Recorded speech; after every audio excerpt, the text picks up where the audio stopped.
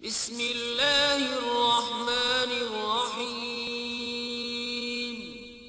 شروع اللہ کے نام سے جو بڑا مہربان نہایت رحم والا ہے۔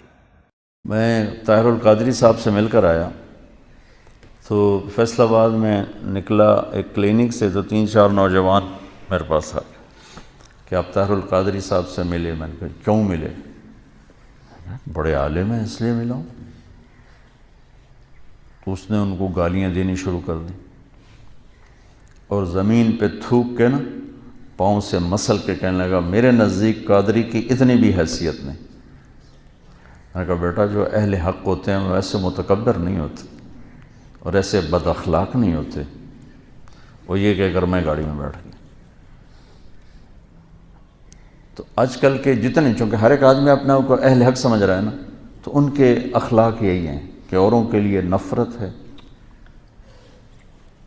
اور تم بھی ایسے کرو تو پھر کیا فرق ہو گیا۔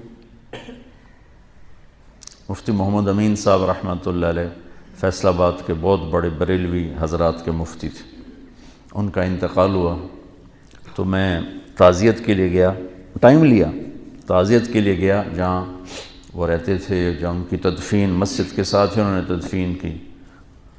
انہوں نے مجھے ملنے سے انکار کر دیا، ملے ہی نہیں، باہر ہی نہیں نکلے۔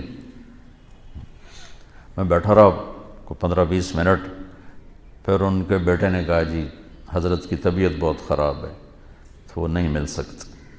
طبیعت خراب نہیں تھی، نفرت تھی، نہیں ملے۔ تو ہم بھی ایسی ہی نفرت پال لیں اور کہتے ہو آپ ہم انبیاء کے وارث ہیں، کس چیز کے وارث؟ لعلک باخع نفسک الا یکونوا مؤمنین۔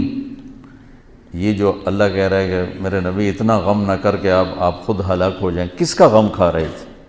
جو آپ کو پتھر مار رہے تھے، جو آپ کو گالیاں دے رہے تھے، جو آپ کو ساحر کہہ رہے تھے، کذاب کہہ رہے تھے، مجنون کہہ رہے تھے، کیا کچھ کہہ رہے تھے۔ اور کیا کچھ کہہ رہے تھے کہ اللہ نے کہا وَلَقَدْ نَعْلَمُ أَنَّكَ يَضِيقُ صَدْرُكَ بِمَا يَقُولُونَ۔ یہ جو قول ہوتا ہے نا، یہ ایسا خنجر ہوتا ہے کہ چیر کے رکھ دیتے، اس کا مرہم بھی کوئی نہیں۔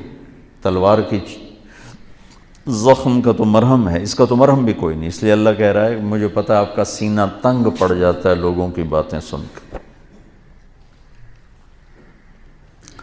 تو بچوں اللہ تعالیٰ مجھے بھی آپ کو نبوت والے اخلاق دے، جتنا کوئی دین سے دور ہو اتنا اس سے پیار کرنا چاہیے، ہمدردی کرنی چاہیے کہ اللہ کرے یہ راہ راست پہ آ جائے۔ یہ کیا طریقہ ہے؟ نفرت کرنا، بغض رکھنا، یہ کون سا طریقہ ہے؟ یہ تو کسی بھی حق کی نشانی نہیں، یہ تو باطل کی نشانی۔ کہتے ہیں ہاں جی یہ بغض للہ ہے۔ بغض للہ ایسا تھوڑا ہی ہوتا کہ تم ان کی شکل دیکھنا گوارا نہیں کرتے۔ ہمارے بریلوی بھائی تو یہی کہتے ہیں ہمیں ان سے بغض للہ ہے، یہ گستاخ رسول ہے، ہمیں ان سے بغض للہ ہے۔ بغض للہ کی مثال ہے حضرت علی کا واقعہ، سبحان اللہ۔ اسلامی تاریخ میں اور بھی ہوں گے، لیکن کیا نادر المثال واقعہ ہے اور کیا خوبصورت کہ یہودی کو خیبر کی جنگ میں گرایا، قتل کرنے لگے، اس نے منہ پہ تھوک دیا تو چھوڑ کے پیچھے ہٹ گیا۔ واہ، امام المتقین۔ کنز العمال کی روایت آپ نے اس کا نادی لی امام المتقین، امام المتقین کو بلا کے لاؤ۔ ان کا جی کون؟ کہا علی، علی کو بلا کے